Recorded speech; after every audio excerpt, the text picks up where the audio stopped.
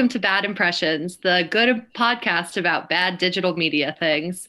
Today, I'm joined, as usual, with my co-hosts, David Shola and Lee Elliott, and our guests, Zach and Marc from Adelaide. I'll let them introduce themselves. I'm Marc Gludimann. I'm the CEO of Adelaide, and psyched to be here. I'm Zach Kubin. I'm the head of sales at Adelaide as well. Equally psyched to be here. Randy, I'm getting live tweets from our legal department that you called our podcast good.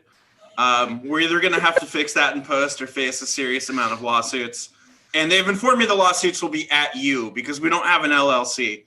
So, well, I don't know. I've seen those 12 5-star reviews on Apple Podcasts. So anyway, the big day today, inauguration. And I think what a lot of people in digital media are focused on is that it'll probably be a different regulatory environment. A lot's already kind of rolling, or at least appears to be in motion. Marc, Zach, do you have any particular view, optimism, pessimism, third wayinism about what a Biden presidency really means for digital media regulation? I think there's probably two impacts. One is that maybe we'll see federal privacy legislation, which, while it seems bad superficially, is probably a good thing for consistency's sake. So probably some sort of federal privacy stuff happening. And then maybe some sort of antitrust stuff, which would be good for independent ad tech. That would be an interesting outcome. Speaking of the federal instrument, specifically, Marc, first, you're definitely going to have the people who still have that I love the laboratories of liberty and want state level solutions. Funny how the Liberty Labs usually cook up racism experiments, but do you think that CCPA or anything in California or anything internationally is a particularly good existing model, or do we need to do something unique and new federally?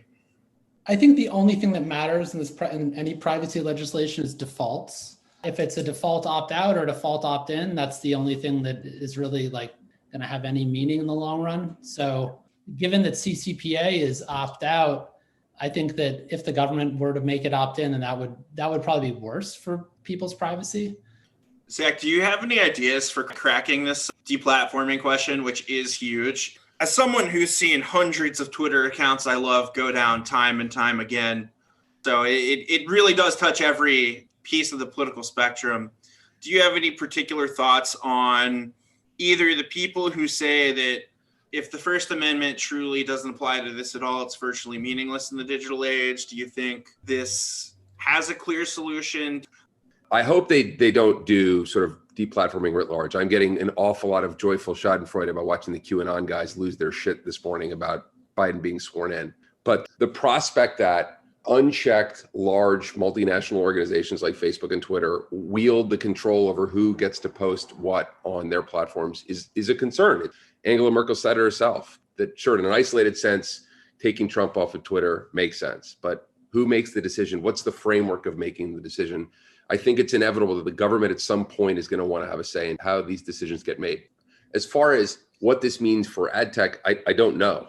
I don't know where this ends. I don't know what the legislation could potentially look like. I don't know who the decision-making body would be comprised of. But I have to imagine that organizationally, publicly traded companies like Facebook and like Twitter and like the folks we're talking about here, to wield the power that they do to essentially make judgment calls on who gets to say things on their platform, it's worrisome, right? It kind of freaked me out a little bit when I saw the Trump news, albeit I was excited by it because I thought it was going to result in what it did, which is what the Times said, a 75% reduction in misinformation being posted online.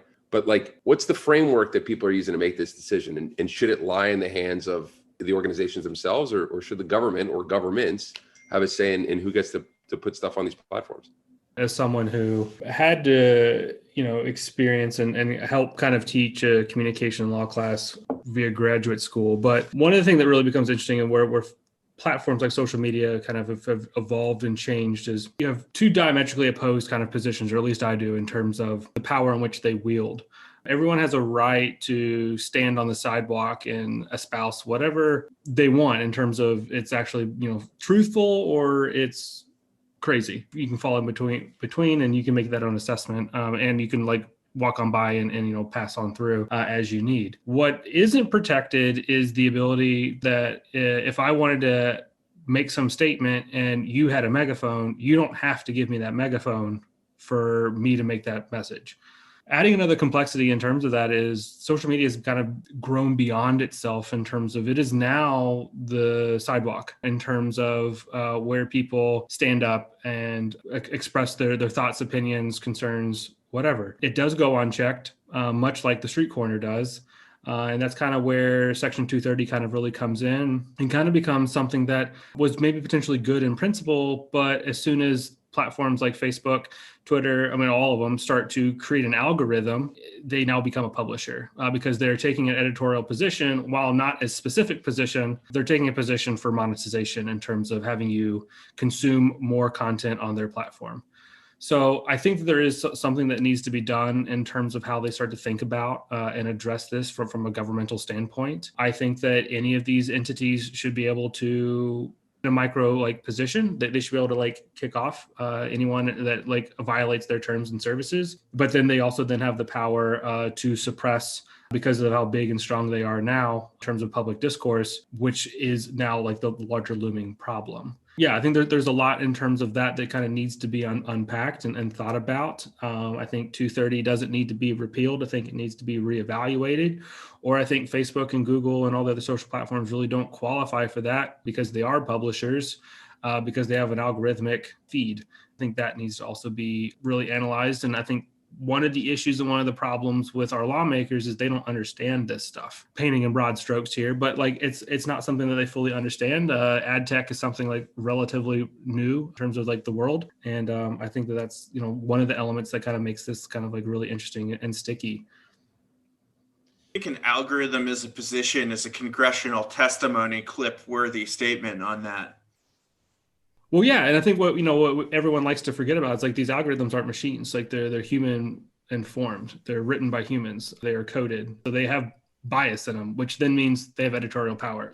That is the crux in terms of, if you're not a publisher, then how do you have editorial power? If you want to go back to just a chronological feed, then I think they could be protected in terms of, we're not a publisher, we're just reposting what people do.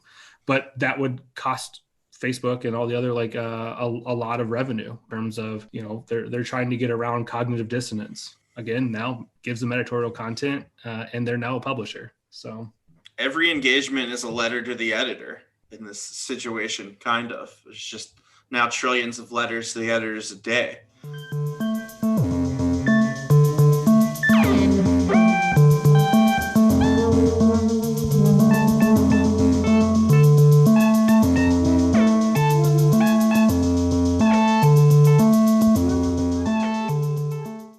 Speaking of technology that not a ton of people understand, that is being heralded as something that might fix everything, but probably won't. Big week for all things crypto. Bad week for crypto fascists, obviously. But cryptocurrency and other things, having a big week. Blockchain, it's back. I think that most of the people in advertising who 2 or 3 years ago were trying to position their solution as blockchain or crypto were putting a round peg through a square hole. Or it was like someone said today, shooting the fly with a bazooka. You do not need a blockchain to track everybody's take rate. You don't need it to help prevent fraud. The only thing blockchains are really good for is for having the ownership of a digital asset known among a group of people without a central party to sort of keep a single ledger. So if you have a digital asset that you want to trade without intermediaries, then blockchains are good. And that's what most cryptocurrencies are. Personally, I thought the promise for blockchain and digital media was to create a futures market, right? Where people could trade the right to advertise against people in the future. But the problem is that with most futures contracts, you need really, really specific definitions of value. And I think that one of the things that Zach and I work on a lot is the fact that there are no specific definitions of value in digital advertising today. So that's why the whole market is really devolving into spot, which makes it not a good fit for blockchain. And there are other methods. I don't know what they're up to these days, but years ago when NIAX, NYIAX, I think that's how you pronounce it, came out, David and I were pretty interested in that. It was intriguing. We never ended up doing anything with them in the interest of full transparency, but that was an operations and timing thing. It was someone conveyed to me in a way that I thought was pretty convincing when we were talking about what is ever the potential value for certain ad spots that theoretically could never be traded programmatically. And we used the classic example of Super Bowl ads, on what planet could that ever be done? And I learned that this person in their organization were interested in the programmatic trading of that value, which was intriguing. TV does have sort of a futures market with upfronts, right? There's not a lot of liquidity and people aren't trading those contracts, but TV has a far more uniform unit of measure than digital does, right? Like a GRP in TV or an impression in TV is far more consistent than in digital. And so I think it's probably better suited today for some sort of distributed system where you're trading those contracts than digital is. I mean, NIAX was going down the right path, right? I think they got a little bit too heady with the whole, like, we're powered by NASDAQ and that kind of stuff, but they were definitely one of the only people headed in the right direction. It's interesting whenever people get into that territory that is, to your point, either a little too conflationary with financial markets or tries to trade too heavily on that credit. And my bias is that I was taught a lot of digital media initially by people who came from the hedge fund trading space, but very specifically were like, this is very different than that. Anyone who tells you paid search is like the stock market, you need to show the door. Which is interesting because there's this book out that I won't read that might actually be good, but The Subprime Attention Crisis. Great title, but I just again, I have this bias that anytime anyone's like, it's like the Wolf of Wall Street, but the wolves are online. I automatically flip over in my chair, no. I'm definitely guilty of that, but no, everyone is. I will pull that out when it suits me. Absolutely. I don't think the industry's first brush with all things, ledger and crypto yielded any sort of home run. I mean, we still have the problems. One of the things that I found, because we were doing blockchain for a little while and admittedly probably got a little bit over our skis, the receptivity of the audience that we would talk to was incredibly high. Mark and I would go on roadshows and we would talk to agencies ad nauseum about the promise of blockchain. And they would just be, we want to do blockchain, we want to do blockchain. But nobody knew what the hell they were talking about. Nobody knew what the application was. Nobody knew why they needed it. It was because some client somewhere said blockchain, and because the agencies are just trained to chase after their own tail, we would find ourselves in the position of pitching solutions to agencies that had no idea what to use it for. So I'm curious to see if there's truly an opportunity for blockchain to take hold in the market. And I'm not casting any aspersions on Amino or anybody else, but the current applications, the way in which it's being bandied about the market, at least it was a couple of years ago, didn't make any sense. It just added more complexity, which frankly helped agencies. Agencies like complexity because it keeps them entrenched in their position with respect to their relationship with their clients.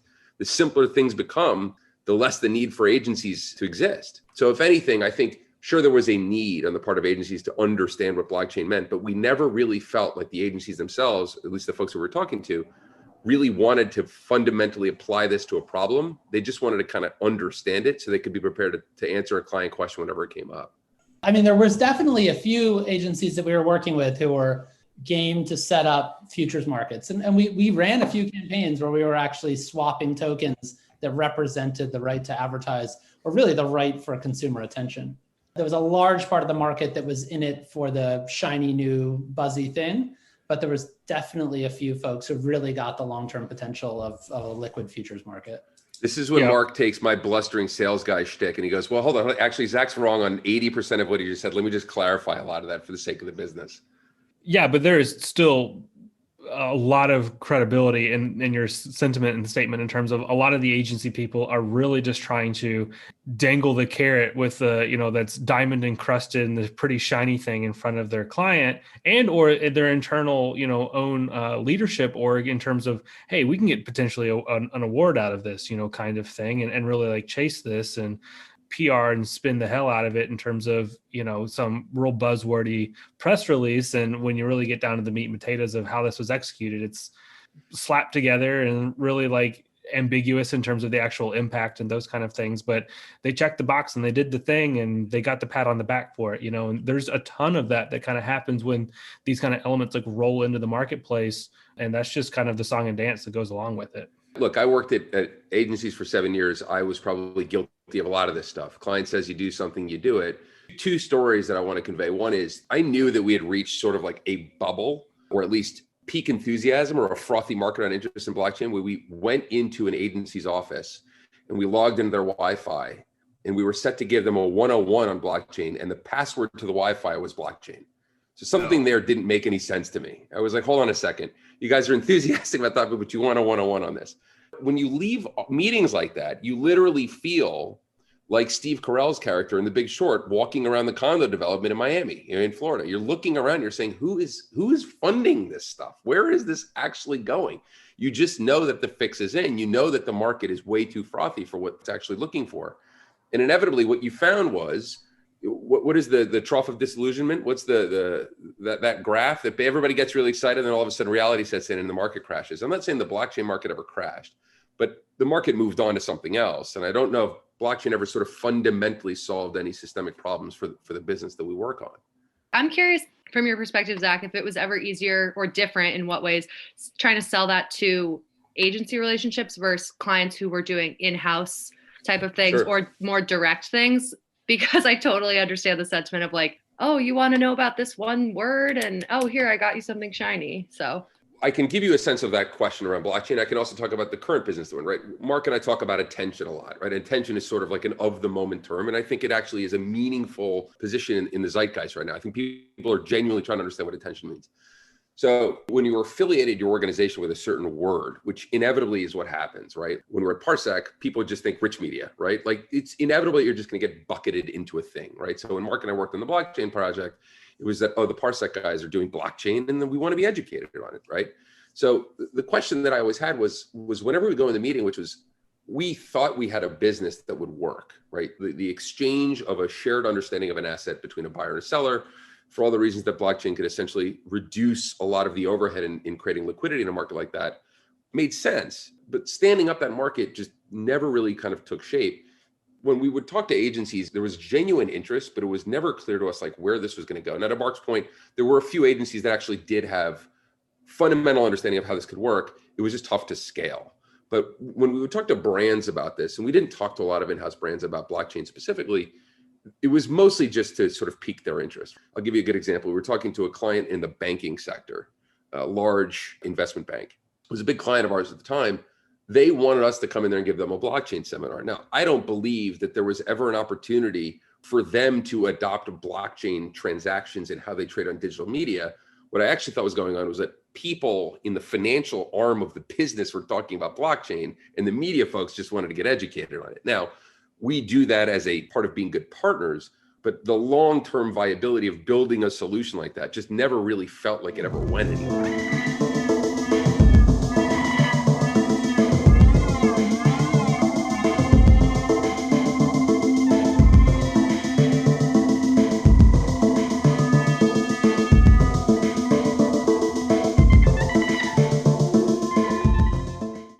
The way that honestly, Mark, Zach, and I started communicating more about all things general media matters was at the height of the summer's protests, principally around Black Lives Matter, but a number of movements, and the subsequent fallout of the impact of the brand safety industrial complex and how it impacted where advertising dollars were going during this time and to what ends and purposes they were flowing. And I think we have a variety of perspectives, but Mark or Zach, do you just want to kick it off and sort of summarize the principal problem around the notion of brand safety and what advertisers are doing and how it impacts journalism, the web, and everything in a way that even affects the layperson? Yeah, I mean, I think the principal problem is that there's no problem. I don't think anybody has ever proven that there has been a negative outcome for a brand because they've advertised next to content that might be considered salacious on a premium publisher. I think there's definitely cases of advertisers who have had their ads shown up on sort of long tail or extremist websites. And the people at Sleeping Giants and Branded did a great job calling them out for that. But the problem is that you don't need a several $100 million ad tech startup to tell you that you should just advertise on premium sites. Like that's not a product. So if you want to make a brand safety product, you have to scare people into thinking there's actually a problem with your ad showing up next to an article about a protest in the New York Times. Or even what I saw this summer, which was so horrible, was like the front page of the New York Times had clouds on it, had the blocking creative on it, which just doesn't make any sense. And I don't think that a lot of people who are actually building this technology understand the incentives that it creates. I don't think that the people who are signing off on its use understand how it's actually being implemented.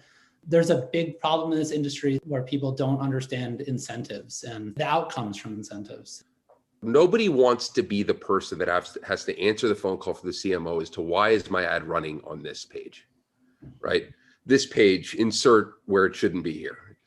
And I think to Marc's point, there are easy ways to solve that problem by being responsible buyers of media. Too much of the market has made the incorrect assumption that all reach is created equal, which has created a whole long tail opportunity to essentially buy reach that's super cheap, but running in really sketchy parts of the internet.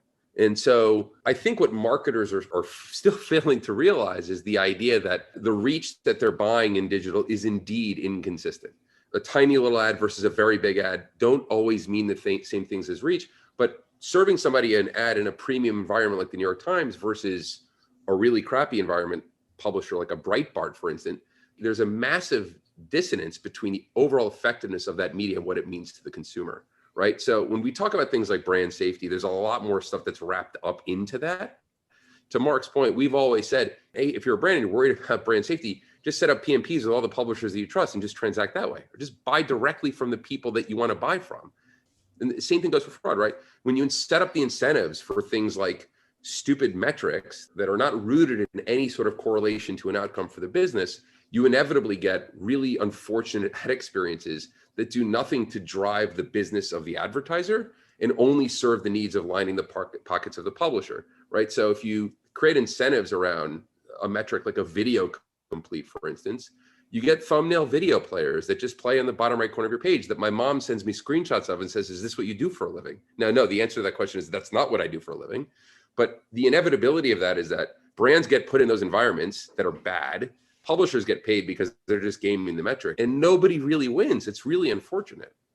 Brand safety is bullshit in terms of it's only a digital thing. That's the only thing that anyone really matters because it can be measured and tracked in some conceivable way. We talk about ad adjacency, and I bring it up all the time, is that like I agree with you, Marc. There is no quantifiable study of negative affinity to a brand based off of the ad adjacency that it had on a potentially negative topic. On top of that, it negates the entire portion of the digital like marketing stack of social media and feed-based marketing. No one gives a damn in terms of where their social media ads show up in adjacent to whatever's going on in someone's social media post. It's only something that the digital marketers running in the programmatic space really have to contest with and defend like the way that they buy media. Another element that I always get on my soapbox and discuss is the industry itself potentially has moved into this audience-based marketing in terms of contextual-based marketing or the position. You know, there's a lot of conversations of, well, I went to this website and I saw their ad was there. Why was it there? I'm like, well, because you're in our audience. There's a lot of that. And so like, yeah, you should get away from like the sites that do bad things. Yeah, that's table stakes at this point in time. But in terms of this site is kind of like murky in terms of like, maybe it should, maybe it shouldn't. It was like, well, you're there and you're in our target audience and your money spends. And, you know, in terms of like this transactional world, you're a prime customer. Maybe there needs to be a little bit more curtailing of that, or maybe we just need to get away from audience-based marketing in terms of you've shown signals, you've been to our website, we want to remarket to you, and we'll follow you to the ends of the earth to make sure that we show you an ad to get that last touch attribution. And there could be a ton of all of these kind of conversations that all fold into the same kind of scenario in terms of everything's connected in digital marketing and it all sucks. And that's why there's bad impressions out there. And we created this podcast. And third, it's that brand safety is a client services. I just paused ads that I take this personal stance that I don't think brand safety really matters. And I paused ads because it'll make my clients happy. Something bad happens, you pause ads. I don't see any end in sight because it's pretty entrenched. It's interesting in the sense of, I know I said this to some of you guys earlier, but like this never occurred to me before I worked in digital media and I went through site lists of programmatic inventory and was like, oh, I guess we got to remove all these things or blacklist all these keywords. Whereas when I read the news or I'm not even, noticing the ads and I'm not saying, oh, wow, this ad for product X on this New York Times article about the pandemic means that they support COVID or whatever. It's like trying to figure out, are we preaching to the wrong people? Because like you said, David, it really is about getting that call from the person at the top. And it's like, you want to please the client, but is it going to affect what the consumers are saying? I don't think so. Speaking of blacklists, I'm about to probably put myself on one right now. Brand safety and the credence that we give to it as a little over the top potentially in terms of how much impact does one digital ad actually have? Putting so much weight on this one ad on this one bad story, one, topic, I think that's a little ludicrous in terms of, one person seeing it. Whereas, if you think about the mediums that you said, aren't criticized for brand safety, print and TV and like older traditional media, that's something more where I'd be like, oh, multiple people are seeing this and it's associated with that brand versus on digital. Because you're in that audience, you could be the only person seeing that ad on that article on that site. Well, here's the thing with traditional media, adjacency to news is just cheaper, right? It's not like it's all blocked and no one buys it. But the problem in digital is that there's no nuance in quality in digital. It's either viewable or not viewable, brand safe or not brand safe.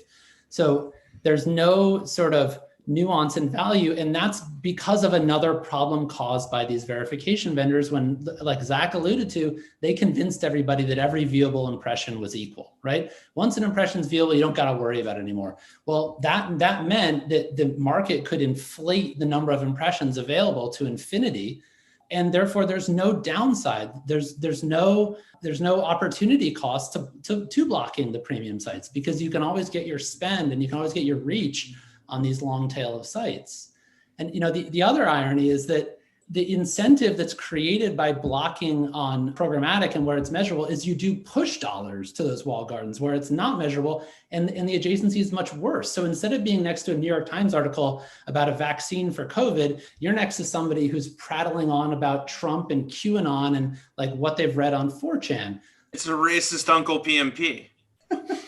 Like it's a PMP directly to racist uncle content. Like there's no good content on social. Like I would have loved to sat down with the head of winning a lot of marketing award hardware for General Electric and just scrolled with them through my Twitter feed and said, when you see a good place to insert an ad, say something. We'd have been there for 5 hours. They would have just been like, no. Oh God, no, please, I can't anymore. And it's funny because this was in a time and an environment where everyone is getting way too hot on personalization, way too hot, and that's a topic we've covered on this podcast a lot. Like I have a personalized curated feed of what I want to see on Twitter. If all that content is too bad to put an ad in, that's like a wholesale rejection of the personalized media that I've curated. It's this like strange loggerheads between like all the content I look at, I want to be unacceptable to brands.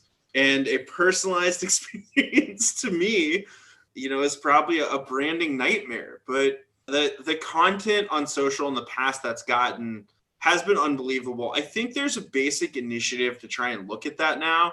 We actually have an upcoming guest who I think is pretty involved in it, although I'm not sure of the state of it. So they might fill us in on that. But again, as you said, Mark, it's a terrible incentive problem because people don't understand the incentives. of any players involved. And here's where it's going to get worse, right? Because their answer to all this criticism is, we're going to start using AI, right? Like, we're going to solve all of these complaints that you have with AI. Some of the best designed AI and architected AI gets racist. That's just the nature of what happens when you train a system with humans. It brings out their sort of latent racism. If you spent the last year training an algorithm that Black Lives Matter content was blockable and pandemic content was blockable, you are now training the algorithm that any social justice movement doesn't deserve to be monetized, any public health movement doesn't deserve to be monetized. And there's no question that these companies are not good at technology. They spent 7 years selling a brand safety solution that was blocking based on URL keywords. I mean, it's bonkers that they were able to get away with selling this thing. One of my favorite examples is that, well, let's just say Huffington Post, where the mobile portion of the website was using all alphanumeric URLs, which meant that it was 100% brand safe. Meanwhile, you had publishers that weren't gaming the system this way, and they were demonetized, right? So these guys are not technologists, and I think it's a fundamental risk to the free distribution of information and the free press, that they're being allowed to ostensibly police the content that's being published. You want to talk about deplatforming. These guys have deplatformed some of the most important journalists in the country just because they've decided that their algorithm has categorized the content in a way that is technically not brand safe. Any CMO would cower in the corner if you get enough of them kind of collective. And we had this conversation with them, it's like, you all are fundamentally destroying the free press in the digital world by diverting all of your money that would go towards any of these credible institutions of journalism, and you're not throwing your money there. And they're having to evolve and adapt and put paywalls up and those kind of things. And that's not going well in terms of the consumers expecting their content on the web to mostly be free. And it's not, because there's not enough ads to support the, those platforms, and which is, terrible. The saving grace here might be this sort of movement around evidence-based marketing, right? Because if people take evidence-based approaches to things, they're going to start to look at what is the actual impact of media on the New York Times that's being rated as not brand safe. And chances are it probably still works. And which means that if the market has bad data and is shifting their spend elsewhere, that there's an opportunity to get outsized returns from buying that media. Which is a huge opportunity, and someone should be lauded for taking. But here's where I'm going to get to. I think there's two other existing problems, and I'll start with the one that I think is more related. One particular example where, this is obviously all off record, but I was in direct contact with the people managing the brand safety settings for a large brand, and they were absolutely still blocking all of it the entire time after their CMO came out and took a big stand around it. And I think this is where in the advertising industry, I want to redefine good faith, bad faith. If this had been exposed, the CMO would have said, oh, look at this huge complex organization in between me and what happens on the ground.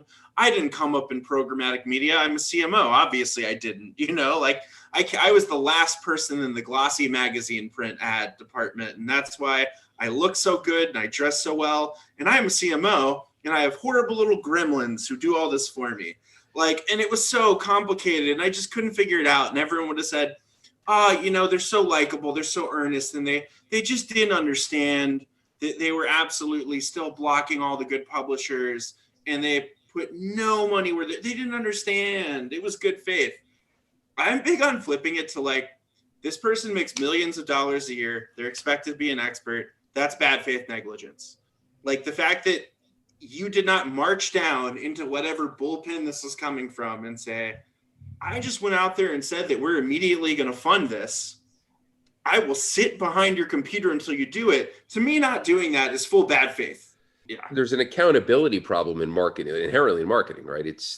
We're marketers, right? So very good at telling the story, but backing that up with anything that's meaningful, not so good at that stuff always. And I think that where the kind of the rubber meets the road is just on people's obsession with optics, right? The optics of getting up in a room full of reporters as the CMO of a Fortune 500 company are seductive in that, like, we're going to fund this content, but how are you going to hold those people accountable? Well, how transparent are you going to be as an organization in 2 months from now, showing us, the public, that you actually are investing in this type of content? You're not going to do that.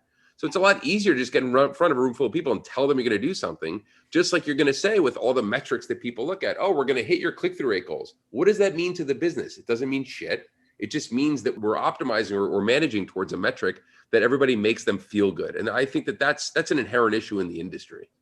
I don't know if we can blame marketers. I think that people have been scared about the vagaries of digital and like what they don't know, and they want to be safe. And they've been sold with fear from these brand safety companies. They're being told that, like, you're going to fund terrorism unless you use our product. Well, just don't advertise on crappy websites and you're not going to fund terrorism. But I think that, like, this kind of change takes a long time. Getting brands to have ethical supply chains took decades, right? But it's finally happening, and brands are doing much more ethical sourcing.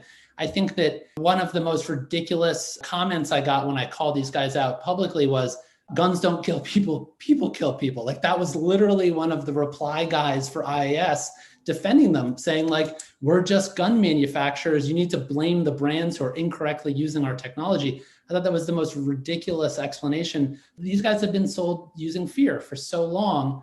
I think the blame rests squarely on the vendors and not on the marketers, who are really just trying to be good shepherds for their brand. I think that's fair, and it points to what my second point, which is there's a really bad default position on this stuff in the agency world.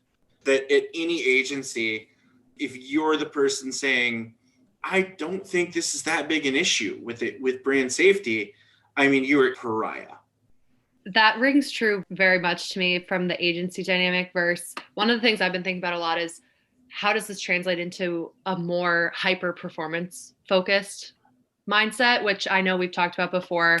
We're, using automated bidding to optimize towards certain performance goals. Like, do I care where that person sees the impression? Not really, because I'm using audience targeting or I'm using algorithmic targeting to try to find the people most likely to convert. I will say, in my recent endeavors, I have been so shocked that no one has even mentioned the words brand safety, but I love it from a laziness perspective, Lee, like you said, but also I just think, like, what is the difference? And to your point, Mark, I think you said this earlier of with the walled gardens of, like, there is no brand safety on there. And it's like, well, then why are we so hyper aware of this when it comes to programmatic?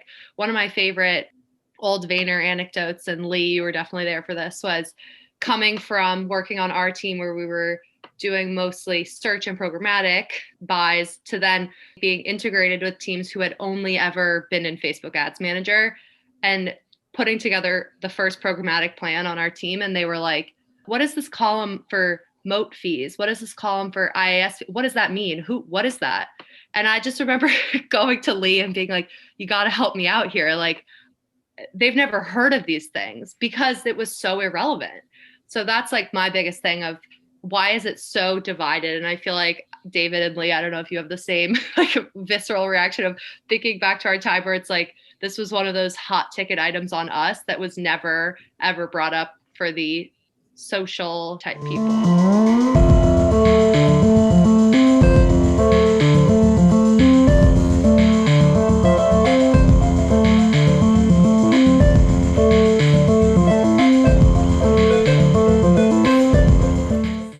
Let's talk about quantitatively defining attention. So I think the first thing to talk about is media's role in attention. And when we're using attention metrics as a way of measuring the quality of media, we're taking a little bit of a creative license, is that a poetic license? Media's job is to create an opportunity for uninterrupted attention, right? From that point forward, it's really creative's job to capture that attention and then put some sort of assets on it, some sort of brand assets, and then create a memory, which then in the long term sort of nudges you to make different decisions. So when we talk about attention in media, it's really about using metrics which we know are predictive of the fact that somebody is going to pay attention, and then that somebody is going to not be distracted from the creative that they're looking at. The really great thing about attention metrics and about using attention metrics to understand the quality of media is that there is a natural limit. There, you cannot inflate attention to infinity if you are measuring the actual quality of attention that someone's paying to ads. There's a finite amount of attention that each of us are born with, right? You can't just manufacture out of thin air. So I think that there's a huge opportunity to reset those perverted incentives that were created by impressions and by completions, right? You can have unlimited completions and unlimited viewable impressions on a web page, but you cannot have unlimited amount of quality attention. So if you convince advertisers that they need to pay more for higher quality media, it starts to get us out of this sort of lemon market, right? Because that creates incentives for publishers to make higher quality placements, which then gives advertisers more opportunity to buy higher quality placements. And that kicks off a positive feedback loop that I think will have a positive impact on the industry as a whole. There's also an argument around understanding attention through the lens of outcomes for brands. And I don't mean outcomes as like sales, but if you talk to an advertiser that looks at awareness driving media as a goal, inevitably you're asking them, well, what's the KPI? Well, we want to see lift. Publisher A, so we can get you lift. Well, what's my KPI? Click-through rates. Cool. What's the relationship between a click-through rate and lift? There is none. Okay, why am I optimizing to a metric that has nothing to do with the way in which the business is expecting outcomes from this investment? Because that's all we've got, right? And there's a problem there. There's a problem in how agencies and how their clients are held accountable to buying against a certain metric, such that metric correlates to an outcome. Now, Mark and I happen to think that attention as a proxy for those outcomes is better suited than the existing metrics that brands use, like video completes, et cetera, because the legacy metrics are not correlated to the outcome, and they are inflationary to infinity, as Mark just said. You can get as many viewable ad impressions as you want. It doesn't mean that you're selling more cars or you're selling more yogurt. There is an opportunity for brands to reconsider the metrics that they look at from a media perspective and say, this isn't good enough for my business. What's better? And there might be an opportunity in the case of looking at an attention metric, which might be better correlated to the thing that your business cares about. So what's been the problem so long as I've worked in digital media for large enterprise brands where you have concurrent DR and concurrent branding happening is that if there's nothing that can be optimized in a fairly regular frequency and there's not strong feedback mechanisms, what can we do? And so I've been a part of a number of digital media buys where, it's just the old 3-month flight in market A, 3-month flight in market B. And I wouldn't have put David and Randy on this if I'd known that they were just going to set up 2 campaigns and run them for 3 months. That's certainly not what we pay them for. It's the right thing to do. I think there's an immense need for a digital optimization friendly scale for meaningful long-term brand building. There's a hunger for meaningfulness. If I put money into the machine, what am I going to get in return? A craving for that. And then there's a craving to make that equivalent, right? So if I put money into the machine, which machine should I put money into? Should I give it to TV? Should I give it to programmatic? Should I give it to walled gardens? What should I do, right? And I think that when we start to talk about how there's an equivalent metric that could be used for planning and could be used for buying and could be used for how you look at optimization, all these sort of like technical nuances that the layperson doesn't care about, the ultimate outcome is, how do I get the thing that I want most efficiently, right? If you're the CMO and your job is to sell sprockets, you want to do so at the most efficient rate possible. And if somebody's telling you that, well, the current metrics that we're looking at don't correlate to selling sprockets, as the CMO, you're going to go, what the hell are you looking at those things? That amount of dissonance is something that I still find baffling, and agree that that there are vastly better ways of looking at effectiveness in real time than the majority of what brands are looking at right now. I think one of the issues that I really ran into as I was codifying myself as the programmatic CPG guy at the agency is that offline sales is a lot of the stuff that I had to like navigate through, and what plugs in to be the solve for a CPG marketer is an MMM. Another system that's built upon data inputs to generate a defined data output. I inherently think all MMMs are biased towards whoever it benefits. And we'll talk about incentives again. For the large, snack brand that I was working on, there was a lot of frustration with the MMM in terms of how the MMM was even equating success. And it was all based on the impression. So for our programmatic buys, whether it was OLV or digital display, and even like social, it was all based on like, how cheap can we get a CPM? You want cheap CPMs, like, all right, let's do it. I don't really think that like a CPG company necessarily needs to capture your attention. Potentially, they don't need to convince you of why buy, well, let's say Oreos or Chips Ahoy instead of Milanos or whatever thing else. They just want to make sure that like that the last thing that you remember, or maybe the first thing that you remember when you're in the aisle, is one of those two brands. And that's, I think very different than just give me a cheap CPM. There's no way to put salience in a row, in a column on a spreadsheet. So people optimize to whatever they can measure, and that just happens to be cheapest CPM possible, cheapest completion rate possible.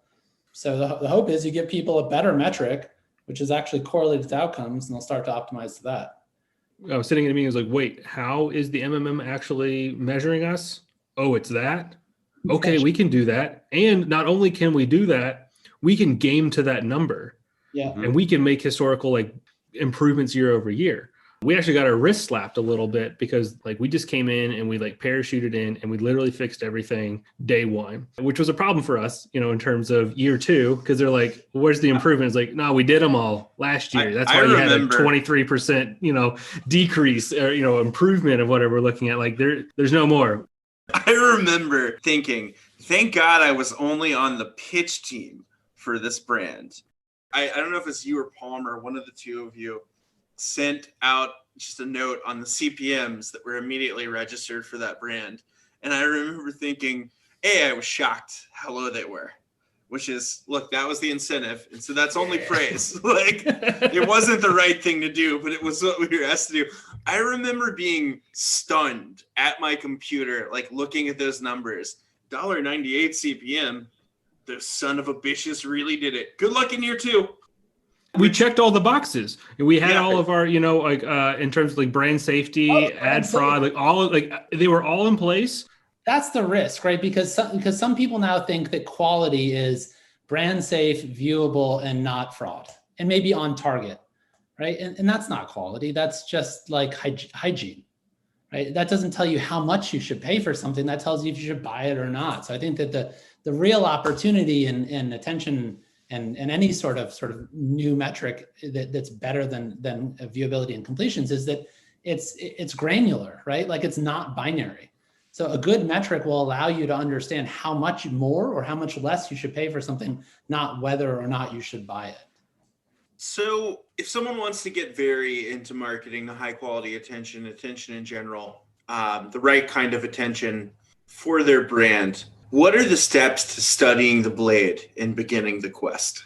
It's not so hard. It's just do an audit, right? Look at where your ads are running and work with somebody who can tell you the true quality of that media, right? If it's somebody who really looks at disinformation versus brand safety, right? That's a much more important thing to look at. If it's somebody like us who looks at the actual the potential for attention that's coming from your media versus sort of hygienic viewability, it's not hard. It's just a matter of like opening the covers and looking and seeing where your ads are running. And a lot of people don't want to do that. I think they're afraid of what they're going to find. How do you solve the ultimate problem and cleanse both your own intentions and the intentions around you? And I'm thinking of this because I was recently counseling someone. One thing I cautioned them about, and we weren't even talking about this. We weren't even talking about attention or anything. They're talking about running an app and needing to grow it. And I was like, your biggest problem is you are going to run into so many people who on paper do not have your best intent in mind. And they're very nice people and they don't even understand that they don't intend to help you. I think that's a big problem in advertising is there are a lot of people, and this maybe will more crystallize and make a little less mean my good faith, bad faith thing. I think there are a lot of people in various advertising and tech service organizations who think they intend to help, but if they analyze their own intentions and incentive alignment, they wouldn't. So, I mean, this is something that you might be able to pin on the brand because they're creating the ultimate incentive, which is get me cheapest reach possible, right? But I don't think you can I don't think you can blame them too much, because in TV, all reach was homogenous, and in digital, it's not. So it's just a matter of the measurement catching up to the fragmentation of the media.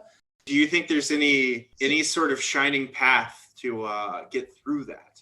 Yeah, it's the rigor of evidence-based marketing, right? It's actually looking at the cost of incremental outcomes. And when you do that, and when you actually take the time to do that, then media which looks expensive in the beginning is no longer expensive, right? It's the cheap media that actually doesn't drive incremental outcomes and is maybe just being targeted towards people who are going to convert anyways, like the walled gardens do, or being cookie bombed, like you find on the web. Like you'll actually find incremental lift from high quality, expensive media. And it's funny because I think that's so instinctive, and something I've talked a lot about recently is you can buy high quality digital audio media self-service now, and it's accessible to small brands. And my experience in sort of shopping this around is like, there's excitement and fear in equal measure. There are a lot of people at like small brands who are like, oh, this could be really good. If I could actually, stitch in high quality digital audio, just as a human who instinctually understands persuasion, that sounds really good and effective to me. I think I could cut a really good audio ad. I think I could explain the whole product and be catchy. If you bring in though, like, well, those audio CPMs are $25. There's this weird, like, I know it's wrong, but I sure could have 10 times the digital video impressions. And it's wild how many people, especially a lot that I see running or launching small brands, have this really good instinct where they're like, I absolutely do not need a GDN retargeting buy. I need to cut a high quality audio ad, and I can actually get it out there and target it even as a small business. And then all of a sudden, like, here come the metrics, and they're like, it's too expensive. I'm just try working at a large organization. You start getting, this is going to get heady. You start getting procurement in conversations around looking at just the cost of inventory and CPMs. You're toast. You're just never going to win an argument with people like that are looking at just effective rate reductions against consistent media types, right? Like, and that's frankly why businesses go in review. Brands put their business in review because some snake oil salesman in the agency BD gets in the ear of the CMO and is like, oh, those are the rates you're paying from this guys? We'll get you 40% cheaper. And then the procurement guys hear that and they're like, wow, that sounds amazing. And then all of a sudden the account goes in review and they move over to another agency. The challenge with that is just that, like, what's the value that they're actually getting in return? What does it mean to the business? And nobody really has a good answer to that. All sorts of nasty stuff happens when you have opaque quality, right? When you have opaque quality, that sort of creates the opportunity for kickbacks, right? It creates the opportunity for people to be delivered something that is not as good as what they paid for, and they won't know it. It makes it really hard to judge the performance of media buyers, right? Because if you're a media buyer today, the only thing you can really be judged on is what was the cheap CPM you got, right? So that's the incentive that's based on you, and so that's what you're going to do. If the incentive and the metric that was used to gauge the performance of a media buyer was how much quality media did you get, right? Or if there's some metric that would measure the quality of media, like what was your cost per thousand of those things, rather than sort of impressions or viewability or completion. So we hear from clients, how do we know that what we're buying is good? Like, just full stop, right? I don't care if it's cheap, but like, is it good? Does it do anything, right? You work with a client and they still have the question of how is the media that I'm putting them into market, how is it doing right now? I don't know how to answer that question. Like, these are fundamental questions that people still don't know how to answer. And yet they're seduced by these things like brand safety. They're seduced by things like low CPMs. It's just like, there's just so much incongruity in those two arguments. Well, yeah, it shows up on a spreadsheet a lot easier than actual quality and outcomes.